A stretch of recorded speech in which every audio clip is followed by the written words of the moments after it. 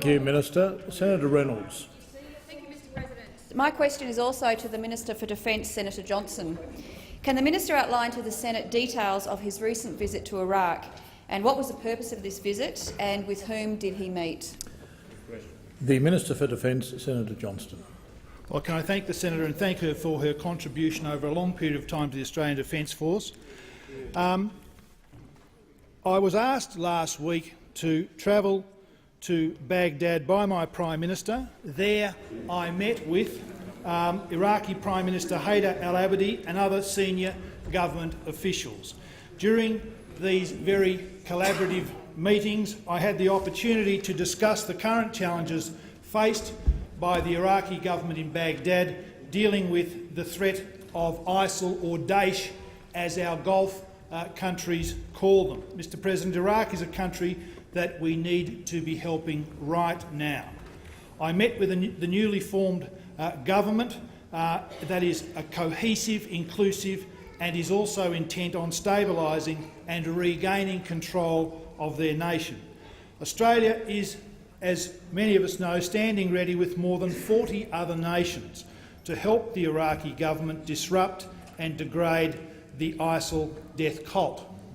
There are now an estimated 1.8 million internally displaced persons in Iraq, with an estimated 600,000 displaced in August following an upsurge of violence in various parts of the country.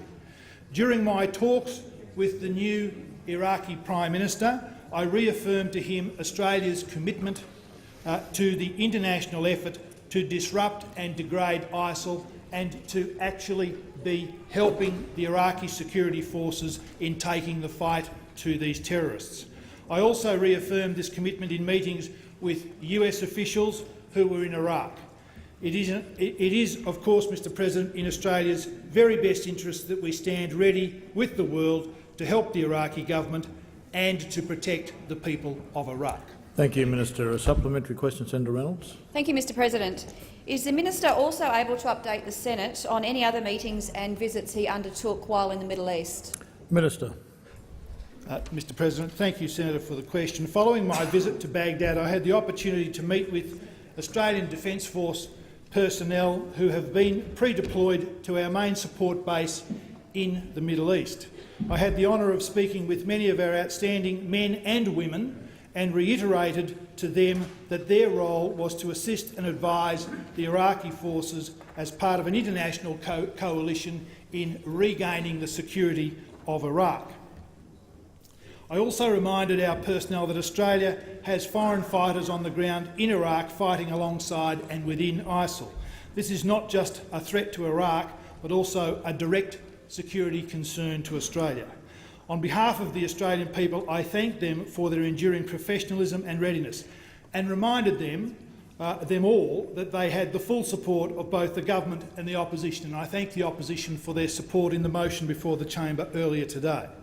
While in the UAE, I also met their national security leadership. The time from the question has expired. Senator Reynolds, a final supplementary question. Thank you very much, Mr. President.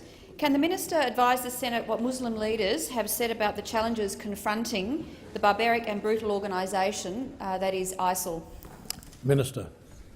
Thank you, Mr. President. Whilst in the United Arab Emirates, I visited the Sheikh Zayed Grand Mosque in Abu Dhabi.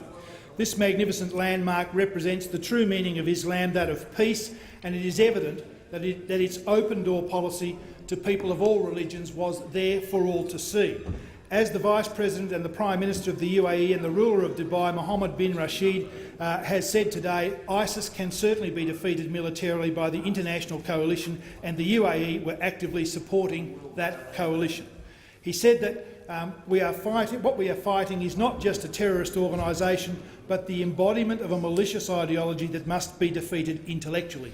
And he went on to say, and I quote, "The world must unite behind an holistic drive to discredit the ideology that gives extremists their power and to restore hope and dignity to those whom they discredit." End of quote. Muslim leaders, from Prime Minister Najib of Malaysia and President Yudhoyono of Indonesia to the Grand Mufti of Australia, have declared that ISIL movement is against God, against Islam, and against our common interests.